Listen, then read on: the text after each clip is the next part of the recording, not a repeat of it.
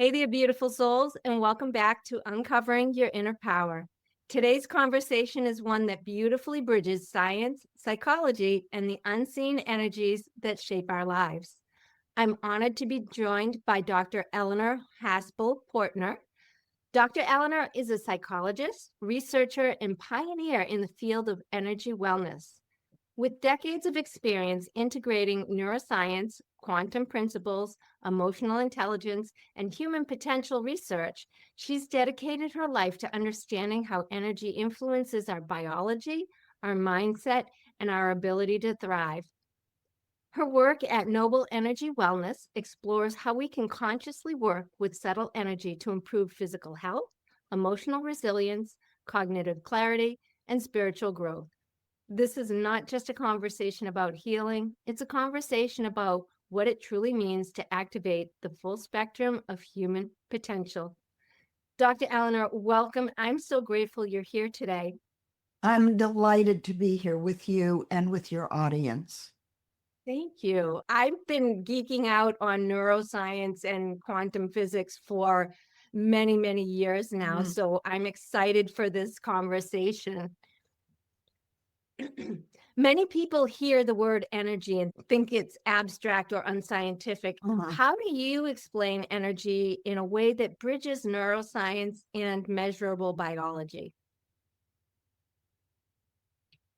We live on Earth, and the Earth is a planetary body that is impacted by the atmosphere. The atmosphere is energy. We breathe in oxygen. It has all kinds of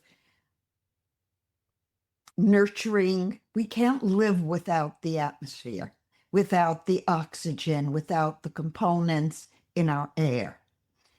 If you don't take a breath, if you hold your breath, we feel like nothing's moving.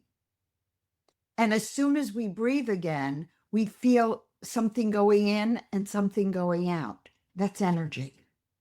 Right. And that surrounds us. And our energetic body is actually extending 7 feet around us. So I was very blessed when I was born to see energy. And I didn't know what I was seeing. I didn't know what I was responding to. My parents didn't know what I was communicating. And so over time, I came back into the awareness that during my childhood, I was watching the energy of people. And I could tell if people weren't telling me something that was really true to their heart and soul. Do you see colors? I do. I don't see colors. I feel people's energy and I know it extends out from people's bodies. So I feel it, but I don't see it. I know quite a few people who see colors. I see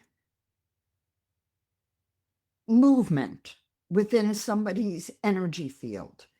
And if I look, I can see the colors. If I look, I can see content.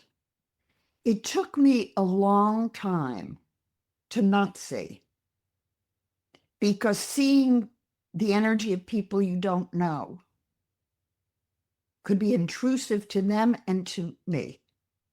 Now, did you ever suppress these gifts at some point in your life? Because I know a lot of times people are told that it's nonsense, it's not real, and it makes people feel like there's something wrong with them. So I've heard of people that have these gifts who have suppressed it throughout their lives. Have you ever had that experience, or were you encouraged? I was not encouraged, but I wasn't discouraged. I come from a family that was psychic. My oldest sister was way more psychic than I ever was. She was telepathic and she was precognitive. I'm not precognitive. Growing up,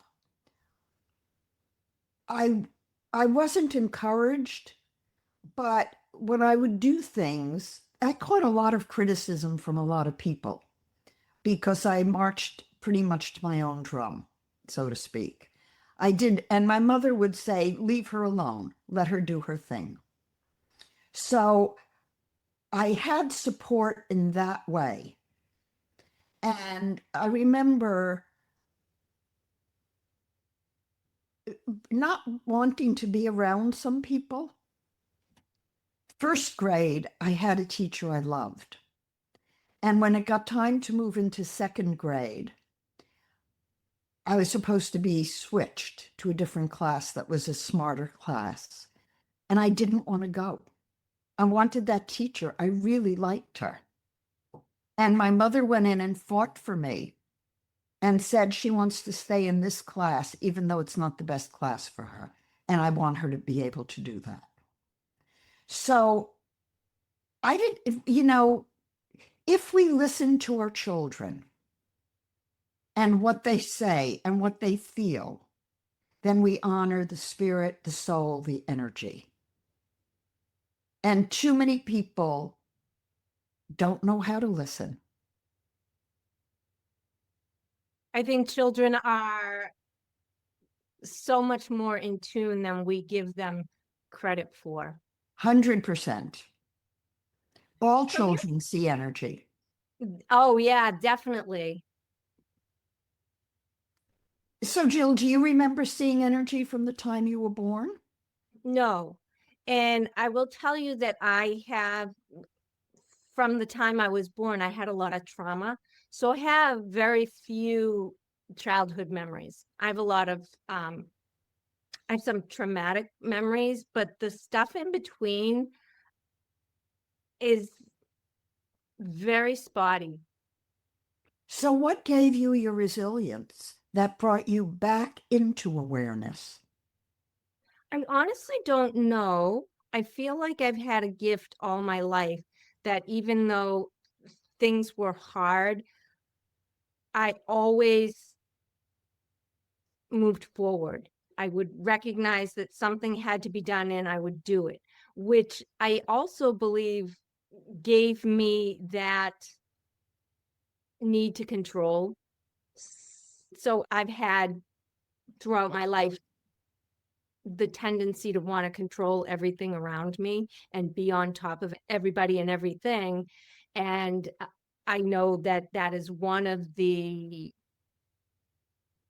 outcomes from a trauma childhood is that you have a need to control. So I don't remember, but I know that I've always kind of felt like I know who I like and I know who I don't like. So when somebody walks in the room, I feel their energy. And if it doesn't feel right, I walk the other way.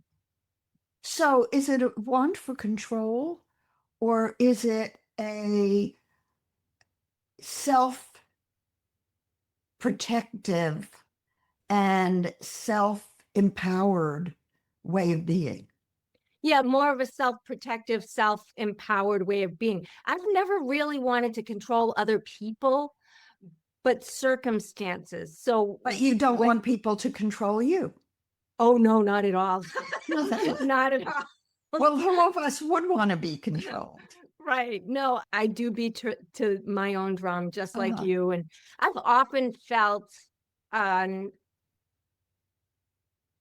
I won't say unwelcome, but not like I fit in a lot of places because I'm different and I'm okay with that. I honor my difference.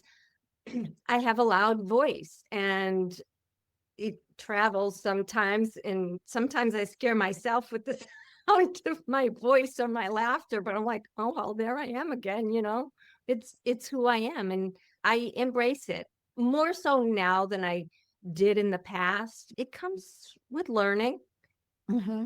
to accept yourself and that we're growing every day. Well, part of accepting ourselves is ignoring the perceptions of other people that are imposed upon us. Right. And that is so difficult for so many people. And so many listeners have been told things about themselves and they take it in. It could be something a teacher said in passing, or it could be a parent who was judgmental or a sibling. And it's really important, I think, to go within yourself always and measure for yourself. Is this aligning with me? Is this right for me? My famous line to my clients is, when you know what you know, and no one can tell you you don't know, you're not stubborn, you're not selfish, you are aligned. Do There you not go. compromise. I like that. I say that to all my clients. And also, when you know with the K, when I first started really waking up as an adult and claiming my power, it was dreams about knowing with a K. A capital K. A capital K. Yeah. So like they capitalize the word divine for the divine, K with a knowing, because it comes from the divine within thing. you. Right. Yes. Yep, definitely. And now I've been reading your book, Living from the Soul, and you talk about the 4 dimensions. And I was wondering if you could talk a little bit about the 4 dimensions. Of course. So when we're born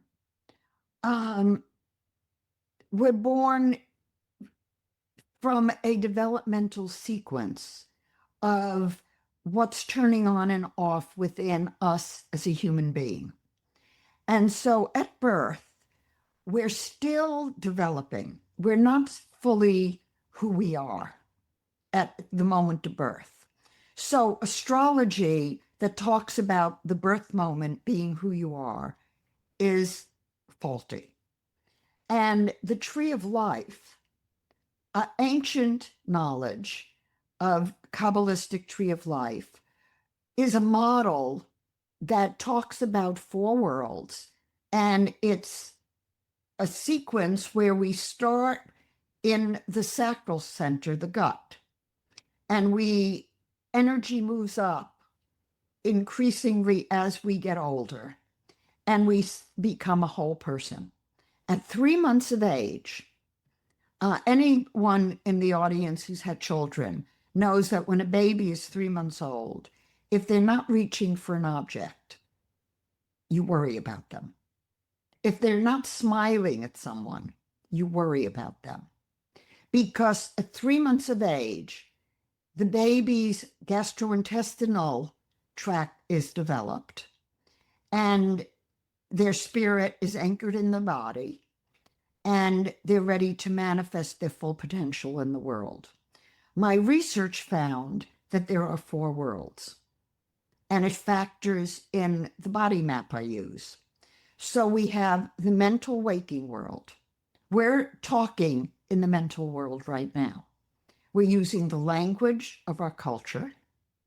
We're dressed appropriately for where we live. That's the mental waking world, the world of daily life. It is not who we are. It's who we are to get by in a body. And our body is our physical, biological body. Now, what's really interesting is that the mental waking world and the physical, biological world are the only 2 worlds that have emotions. In the spirit, which happens when we sleep and dream, and we are exposed during REM sleep, rapid eye movement sleep, when we dream, we get symbols. We're connected to everything that has consciousness. And there's carryover from that deep dream world to our waking world. But more than that, our intuition, which is splenic, is part of the emotional, I call it the emotional angelic world. Excuse me, what is splenic? The spleen, which is the center of intuition. Oh, okay. Okay. In the tree of life, there's it's a diagram with what's called paths of intelligence. And it correlates. I'm trained as a clinical psychologist and a social scientist at University of Chicago. And so my education was very integrative. And what we see in the tree of life is that those dimensions of consciousness have different frequencies. And as we get older, there are certain developmental tasks that we must complete in order to go to the next stage. In psychology, that's called a Gutman scale. We know it from childhood, most people in the West, because we couldn't learn to ride a bicycle, for example, until we had certain developed skills. Or if you rode a tricycle, you couldn't ride a two-wheeler until you had certain coordination. Psychological things like brings mathematical numbers develop at certain ages. Abstract reasoning develops at the teenage years. So we know psychologically that there's developmental sequences. And when those sequences happen developmentally, new components of the different worlds come into us. So like We, we're opened up to the next level. So yes, once we hit a certain age, we become capable of that. So in the early years, we're primarily learning who we are, what it feels like when you say I, the terrible twos that parents struggle with. Why is it terrible twos? It's terrible twos because suddenly this 2-year-old is saying I. Only many 2-year-olds say me instead of I. So that flip between being an object to being an initiator happens around 2 years of age. so what's the difference when they say between me and when they say I, like developmentally? Is there a difference in how they're perceiving themselves? Yes, yes. And what And is that difference? because me is something that somebody says. You're not coming from yourself. You're coming from what somebody has put on you, so to speak. You say to another person, it's not you, it's me. You want them to perceive you. Right. And so many parents do not perceive the I of the child. And do you feel that this stage where they're supposed to be developing, they're getting their wings, so to speak, they're coming into their own, and the people around them are squashing Exactly. their growth essentially Well, because they're telling them how to be. right, This is how you have to be accepted in the mental waking world. right. And if you don't like it, don't speak up because we Big don't want to big hear it. voice, don't cry, children should be seen, not heard, Right. those kind of things. So And that's, that's how we develop our insecurities. yes, because we're not in current time. I don't know of any culture in the world that really honors the soul of the child. And it's tragic because so many people are lost, and it would be so easy for them to be back in themselves.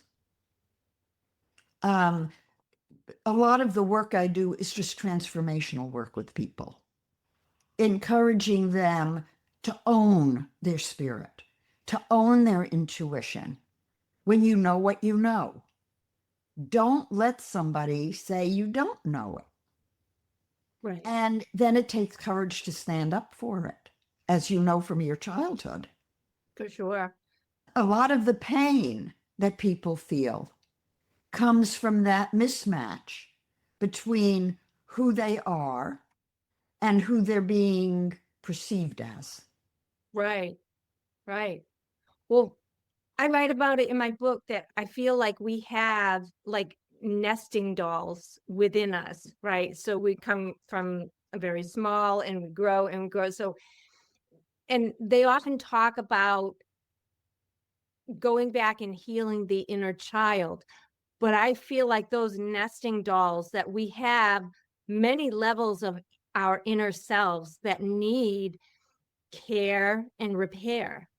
Yes. And being perceived. We want to be perceived. We want to be seen. We want to be heard. And it doesn't take much. No. It just takes somebody looking us in the eye and saying, I get it. I get who you are. Yeah. Yeah, it's very meaningful when you feel like somebody sees you. And not that they have to agree with you, No, because being seen is important, but you don't have to have that person who sees you necessarily buy into what you are no. outputting. One of the big issues that is occurring now in society, especially now with the planetary alignment coming up on February 28th and the blood moon lunar eclipse on March 3rd, and manifestation from my charts, from my noble energy work, I know that manifestation takes 3 months. So what's happening now won't be completed until June. And there's a lot of emotional reactivity in the world. Huge. More than ever before in my lifetime. And emotional reactivity, according to the tree of life, is where people get stuck. They level out. And so much, because you hit it, Jill, on the head when you said, we don't have to agree. So instead of being emotionally reactive, tolerance and love. And then everybody can feel what they feel. Everybody can do what they feel within their own space. But don't impose emotions on other people. Yes. I've taken a hiatus from the news because it was everywhere, everything, every day, the news, the news, the news, the news. And I found myself feeling very much my anxiety level increasing. And I said, this is not serving me. And I've totally stopped looking at anything that even remotely had. Like I would watch some talk shows once in a while, and I came to realize that they were just shoving their ideals, their opinions, their views down my throat. And I was like, I don't necessarily agree with that. And it's not serving me. So I'm taking a media sabbatical. Mhm. And there's no tolerance for discussion anymore, Right. for an exchange of ideas. And Right. that's sad. Yeah. I actually had something that kind of slipped into my awareness, and it kind of bothered me. So rather than going to the news feeds and the news cycles to see what was going on, I took the information that I had and I put it into ChatGPT, and I said, this is what I'm hearing. What is the high level impact of what I've heard? Give it to me without an opinion. and it put my mind at ease that I could know that it was a true thing, but the way it was being hyped was really clouding the full picture. So I think in this time, one of the most beneficial things that we can do is go inward and Exactly. listen to our inner being, what really is true for me, and not to listen to all the noise around us. Also, what I like to encourage people to do is to break it into 4 worlds and the integrated. So when you do your inner work, identify which level. So is it the mental waking world? And that level at which you would perceive or react is going to be different than the spiritual level, is going to be different than the emotional angelic, where you're taking a challenge and you're transforming it into compassion and love. So I do all of my worksheets for clients with the 4 worlds. And, news is mental waking world. It has nothing to Right. do with us. Right. And how we react to it is the key. Right. And is it truth or is it opinion? Right. And Right. that's a big key. So I had a question for you surrounding the 4 dimensions, because I was a little not understanding the difference between the spiritual archetypical world and the emotional angelic world. Can you tell me the difference between the two? Absolutely. The dream world, the sleep world, is unconscious. It is when we are in REM sleep.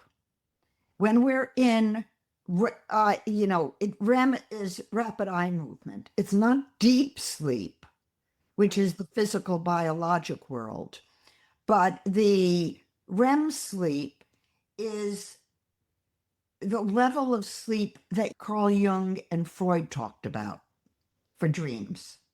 You get symbols, you get images, you have no idea where they came from.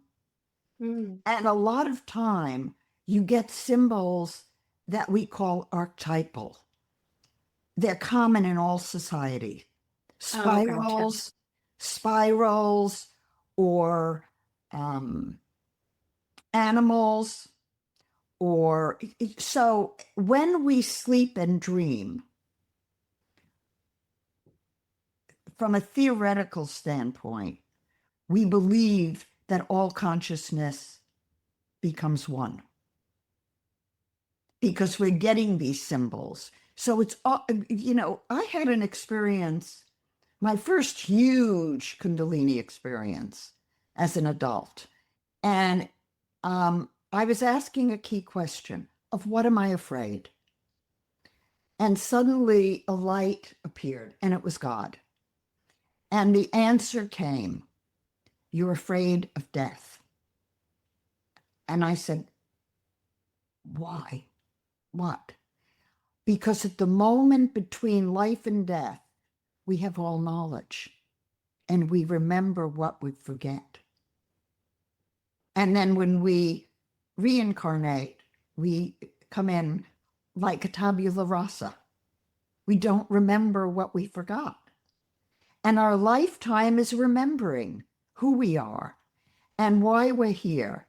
And the Tree of Life says, the first task, the Tree of Life says the Holy Spirit lives in the gut, in the sacral center, where Kundalini energy, the caduceus of the medical field, is a snake coming up the spine. That's the Kundalini energy. And in the Tree of Life, it's the Holy Spirit that rises up in us as we come into consciousness.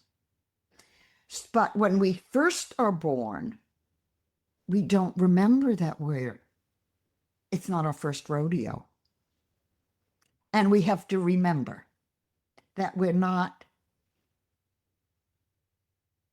ignorant, that we're not unknowing, that our intelligence is transcendent.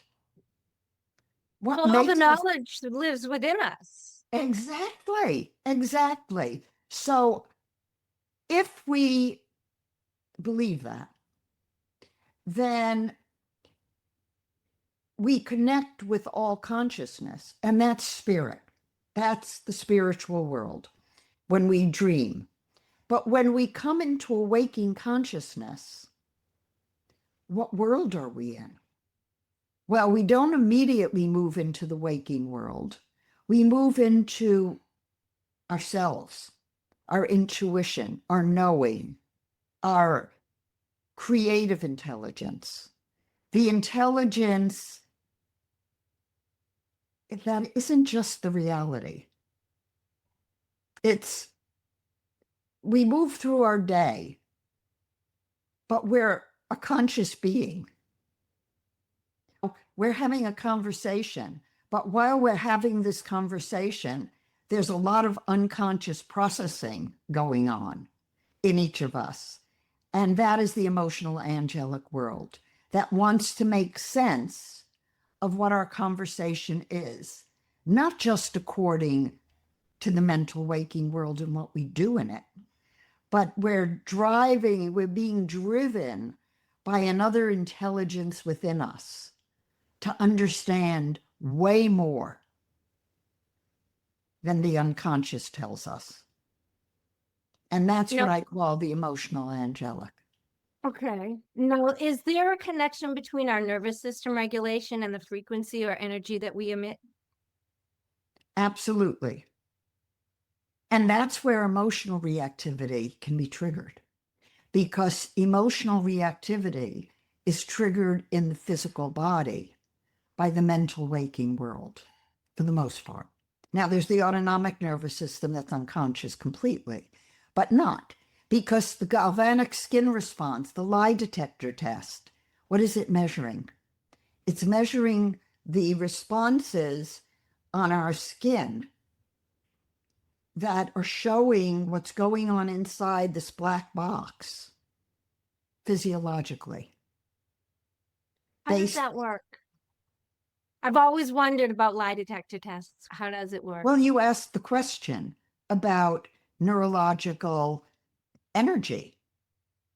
I break it into two sides. We have the side of ourselves that is body, instinct, mind, intuitive.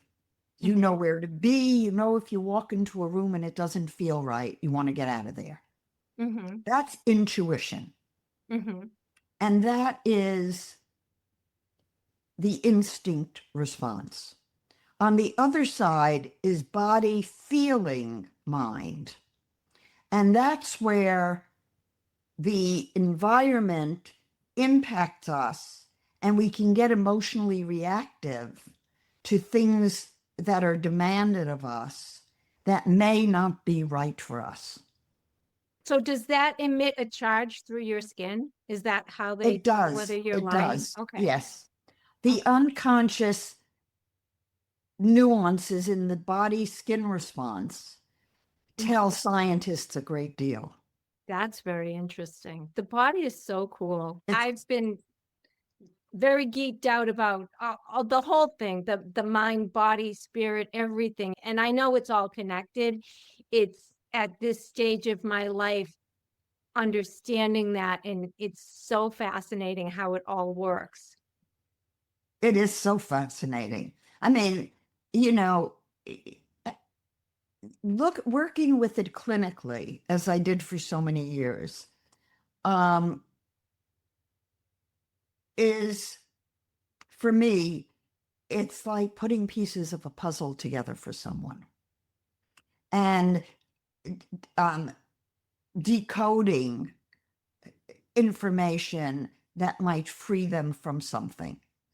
But when I got my noble energy maps, and I can actually see the influences and energetic impact on a baby that makes them predisposed to certain responses, it opened a whole other realm of understanding who we are and how we're designed. Do you want to tell us a little bit about the Noble Energy Maps? Sure. For the listeners who've heard about human design, I was asked by the developer of human design to validate the maps scientifically. A human design chart is a map that shows all of the energy centers of the body and how the cosmic forces at birth and before birth influence you, as well as the spiritual body. But the human design was an incomplete system because it didn't include spirit in a deep way. It didn't show the physical, biological body and the impact on it, or the impact on the energies the first 3 months of life. So when I expanded the system to be scientifically accurate, based on my research on 45,000 cases, 30,000 statistically, and 15,000 clinically, what I found is that astrologically, we could get a map of the 4 worlds that the Tree of Life describes. And it held scientifically, developmentally, astrologically, physiologically. So I get a map with centers, energy centers, and different worlds, and I can read how somebody has been impacted on an unconscious level starting from birth, and then how they make their decisions, how they process information, how intuitively they process things, where they're vulnerable and where they're strong. And 99% of the population are designed to manifest their full potential. So anyone who does a reading and tells you you're a certain type, or uses a formula or a boilerplate, they are not doing a good job for you. I had an interesting experience this morning. I was doing a meeting with a student of mine who's writing a book about me, and she was asking me to look at some charts. And I looked at my own chart and I said to her, I never saw this in my chart before. You know, I'm looking at it and this explains this about me and this explains this about me. And this planet being in this placement is very different than if it was in a different placement in terms of the energy that impacted me as a baby. So for those listeners who have children, listen to your child. Find out who your child is. Do not assume. Do not project. Watch and listen. I'll tell a little story. My grandson was a preemie, and I didn't know what to expect in a preemie. And I was already a clinician and an expert in child development. And I didn't know, when you're dealing with a preemie, at what age do you expect them to smile or reach for something? And so I was starting to worry, and he was just laying on the floor of my office.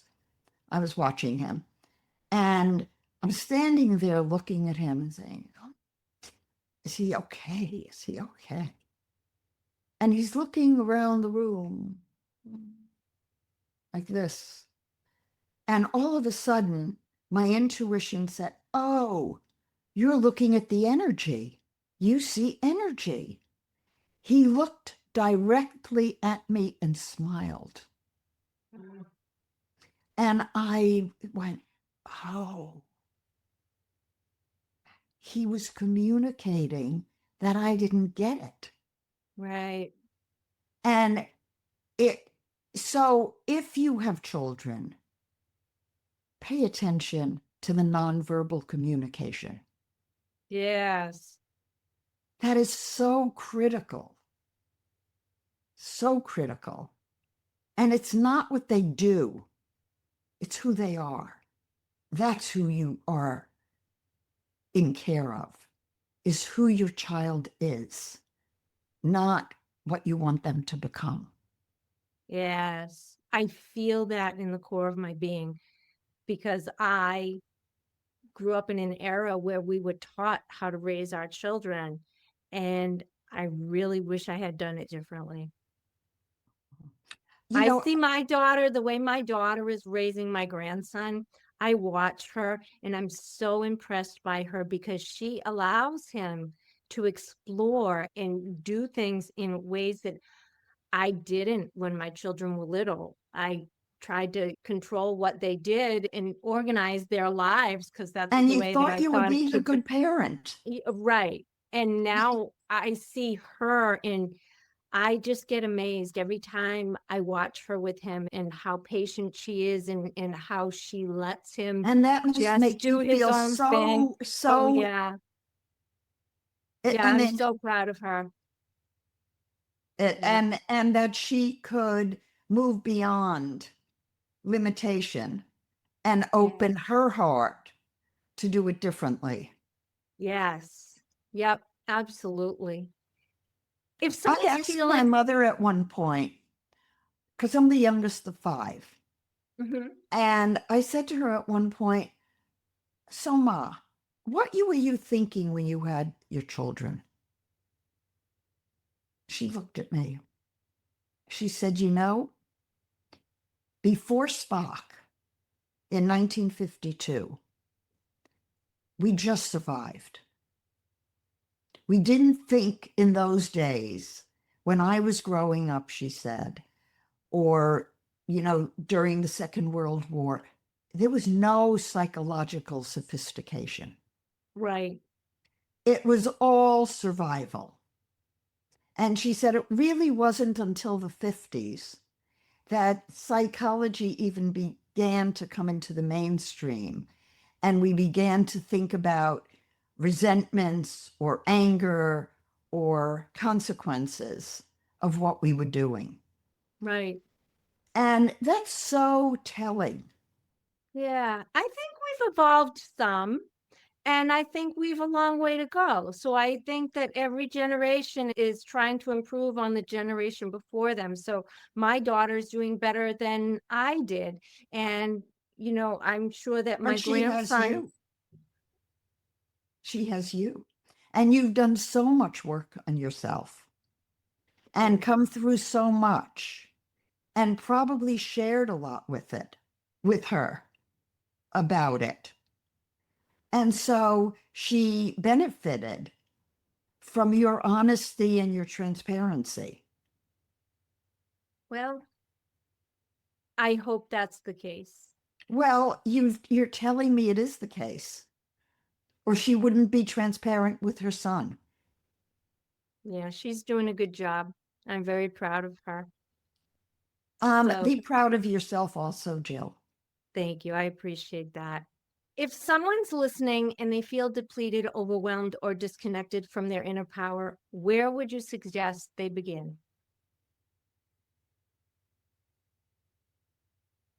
Begin with taking time, set aside time for yourself every day, ideally in the morning before you start your day, or at the end of your day when you're unwinding and you can just be internal. And get a journal. And I think a easy practice would be gratitudes, simple gratitude, but always add the because statement. I'm grateful for X because, and I like to use a tangible, concrete effect on me of that gratitude.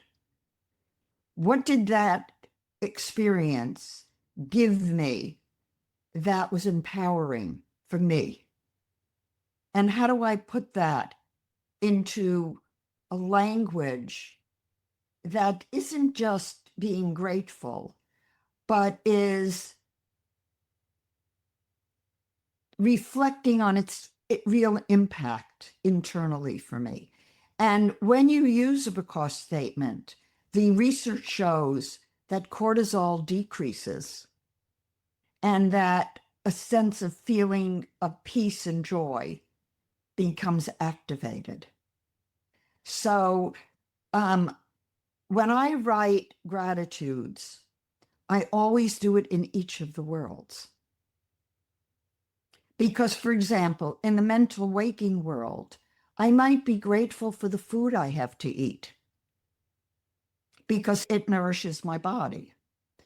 But I also might be grateful for the truffle I ate at lunchtime because it tasted so good and it gave me so much pleasure. Or I might be grateful for being able to do a podcast and share my own spirit with the listeners because it gives me a sense of life purpose and of completing a mission. So you can see that adding a because statement gives it a dimensionality. Yes.